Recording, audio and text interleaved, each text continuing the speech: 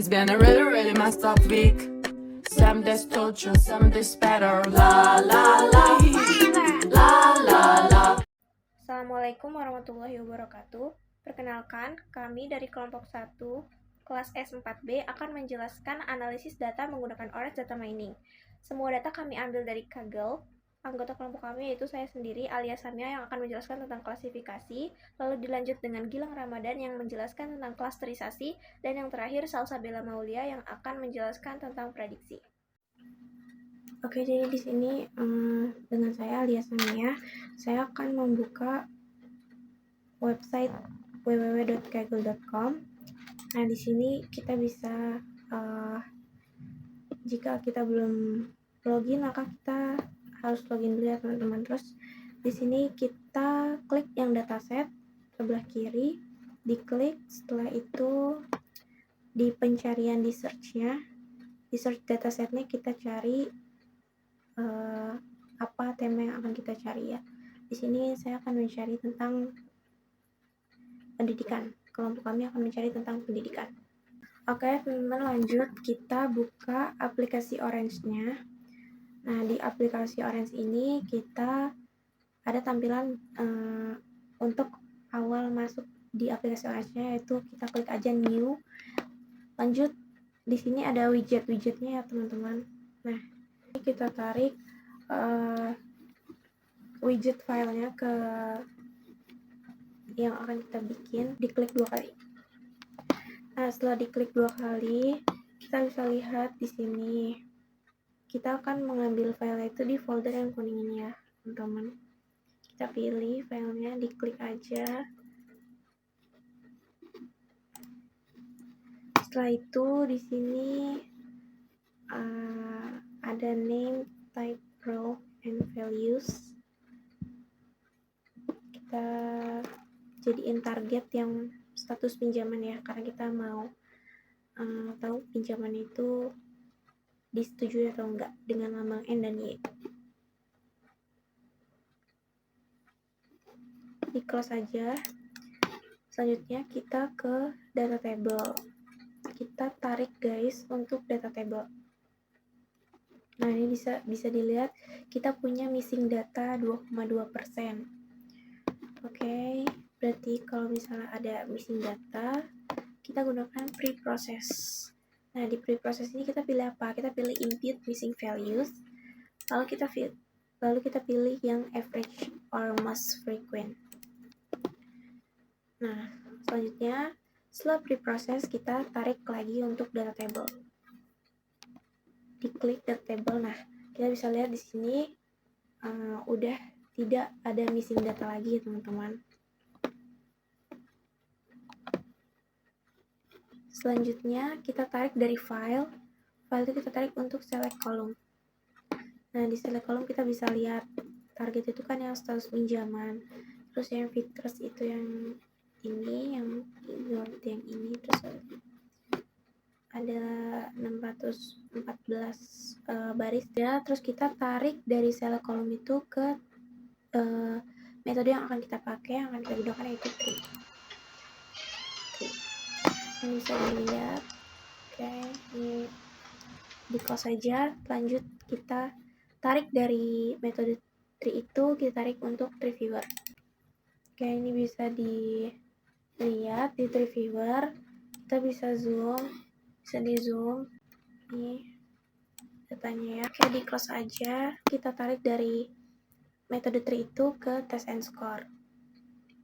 Diklik 2 kali. Nah, jadi di sini hasil evaluasi model di tree-nya, akurasi modelnya ini ada di angka 57% ya. Artinya dari seluruh prediksi sekitar 57% sudah benar. Nah, nilai AUC-nya hanya 0,54. Jadi kemampuan model dalam membedakan antara formasi yang terpenuhi dan tidak itu mendekati acak. Lalu F1 score juga di angka 0,575, yaitu menunjukkan model ini belum konsisten dalam menyeimbangkan antara presisi dan juga recall. Artinya model ini masih bisa ditingkatkan antara dengan fitur baru ya, atau kita coba algoritma lain seperti random forest atau nyimbangin data target. Nah, jangan lupa juga tadi dari select column itu sebelum kita melihat test and score itu disambungin dulu ke test and score-nya juga ya. Jadi yang disambungin itu metode tree dan juga select column. Nah, baik teman-teman, jadi dari conversion metric ini kita bisa lihat bahwa model berhasil memprediksi 140 formasi yang memang benar terpenuhi dan juga 37 formasi yang tidak terpenuhi. Tapi masih ada kesalahan prediksi yang cukup besar, yaitu 70 data yang seharusnya terpenuhi tetapi malah diprediksi tidak, dan 63 yang seharusnya tidak terpenuhi tapi diprediksi akan terpenuhi. Nah, ini tuh menunjukkan bahwa model masih belum akurat dan perlu ditingkatkan lagi. Bisa dengan model yang lebih kompleks atau mendapatkan fitur baru. Setelah kalian selesai, jangan lupa klik file yang ada di sebelah kiri atas, diklik file, terus di save as ya teman-teman, jangan lupa di save as, baru dinamain di folder yang kalian inginkan. Selanjutnya kita akan membahas tentang klasterisasi. Klasterisasi kita yang pertama pilih widget file, kita pilih widget file dan lalu kita masukkan file yang ingin diolahnya. Selanjutnya pilih widget dari file tadi, kita tarik widget ke kanan, pilih widget tabel data, data table. Nah, dari file itu kita pilih widget preprocess, klik yang di preprocessnya. Nah, setelah tampilannya begini, kita pilih yang bagian normalis future. Nah, dari widget preprocess ini kita tarik ke kanan widget data table dan kita rename menjadi data normalisasi. Kenapa normalisasi? Karena tadi yang preprocess ini sudah kita edit jadi data yang normalisasi itu loh. Nah, kita lihat datanya. Nah, setelah kita sudah lihat semua yang dari widget preprocess tadi, kita lanjut ke Kamins. Nah, selanjutnya akan disampaikan oleh Alia. Kita klik 2 kali pada widget Kamins-nya, lalu maka akan muncul terkait jumlah cluster yang ingin dibuat ya. Nah, di sini itu ada 2 opsi, yaitu fix and from. Nah, fix ini kita bisa menentukan jumlah cluster yang akan kita buat. Lalu untuk yang from ini kita orange ini akan memberikan clustering yang paling optimal. Namun di sini kita memilih fix dengan nilai 3 karena apa? Karena kita mau membuat clusteringnya rendah, sedang, dan juga tinggi. Selanjutnya kita pilih widget scatter plot yang ditarik dari Kamins. Lalu diklik. Itu tuh untuk menampilkan visualisasi yang dilakukan oleh model algoritma Kamins. Selanjutnya kita bisa melakukan pengaturan akses, terus atribut, ini bisa diubah-ubah ya semuanya. Nah, ini X-nya kita cluster, axis Y-nya kita nama jabatan, terus color-nya cluster, shape-nya cluster, label-nya cluster. Ini bisa diatur semuanya. Lalu di close aja.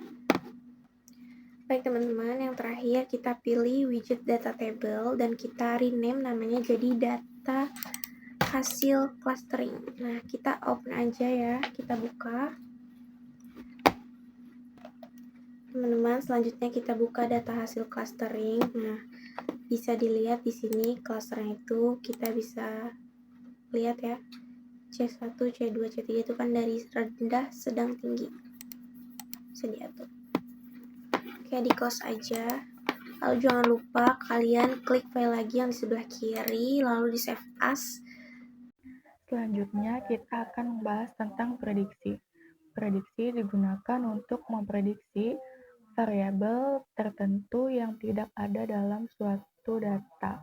Data yang digunakan untuk data training adalah supervised learning dan unsupervised learning. Yang unsupervised learning itu merupakan jenis data yang setiap item datanya itu belum memiliki label atau kelas. Nah, sedangkan yang unsupervised learning ini merupakan jenis data yang setiap itemnya belum dikategorikan ke dalam kelas atau label data tertentu. Nah, selanjutnya itu kita pilih widget file. masukkan file yang akan kita olah. Kita pilih file, kita rename menjadi data testing.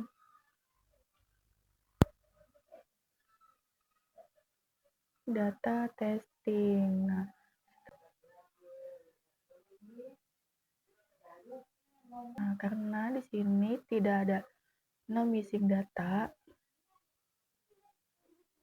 nah kita X. Nah, setelah itu dari data training ini, widget data training, kita tarik ke atas. Kita tarik ke atas, pilih yang data table. Habis itu kita yang di file tadi, data training, kita tarik ke tree. Widget tree kita pakai algoritma yang tree. Kita pakai algoritma yang tree, kita rapiin dulu. Nah, dari widget tree ini kita sambungin ke widget tree viewer. Nah, kita rapiin dulu. Nah, setelah itu dari file tadi ini yang data training ini kita pakai algoritma yang kedua, yaitu algoritma naive Bayes. Nah, sudah selesai. Selanjutnya yang dari tree tadi kita tarik ke widget prediction.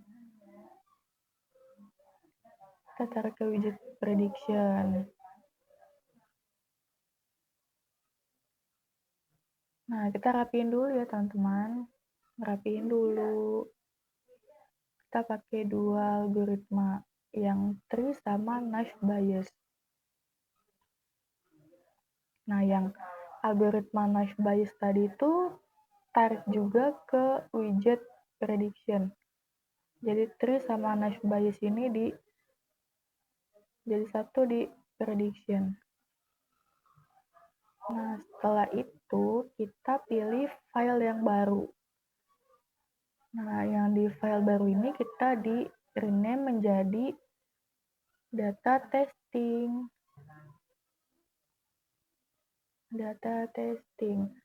Nah, dari data testing ini kita tarik lagi widgetnya ke data table.